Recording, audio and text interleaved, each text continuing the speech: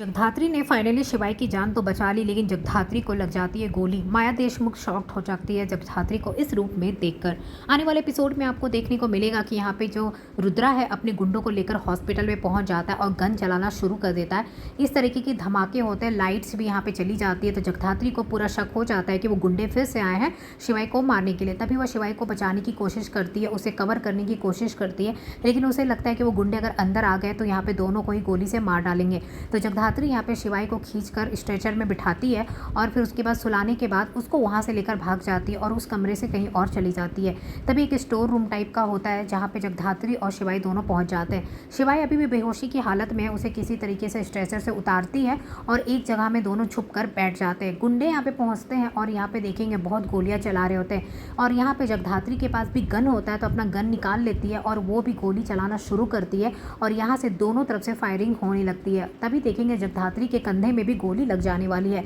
अब जगधात्री यहाँ पे इतनी बार फायरिंग करती है कि उसकी जो गोली है बंदूक की वो खत्म हो जाती है। अब वो घबरा जाती है कि करे तो क्या करे। तभी शिवाय से कहती है कि हम लोग हार नहीं मानेंगे, तुम्हें कुछ भी मैं होने नहीं दूंगी। अब यहाँ पे जगधात्री को उसके कंधे में गोली तो लग गई, लेकिन फिर भी हार नहीं मानती है। एक चादर उठाती है, अपने आप को पूरा कवर करती है और वहाँ से निकल जाती है शिवाय से ये कहकर कि मैं बहुत जल्द वापस लौट कर यहीं पर आऊँगी।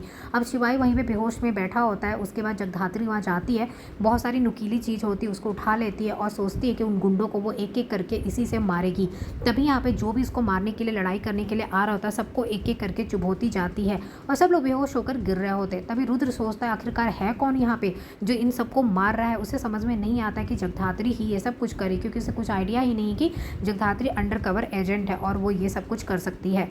तभी यहाँ पे रुद्रा यही सब सोच रहा होता है और यहाँ पे इन लोगों की फाइट चली रही होती है। तभी माया देशमुख वहाँ पे पहुँचने वाली है।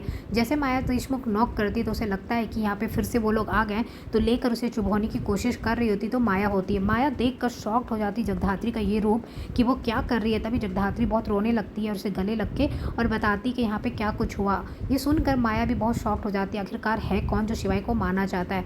उसके बाद यहाँ पे माया अंदर आती है, तब तक यहाँ देखेंगे सारे गुंडे और रुद्रा सब वहाँ से भाग जाते हैं क्योंकि माया यहाँ पे पहुँच गई होती है। इसकी वजह से यहाँ पे आज शिवाय और जगधात्री दोनों की जान बच जाती है।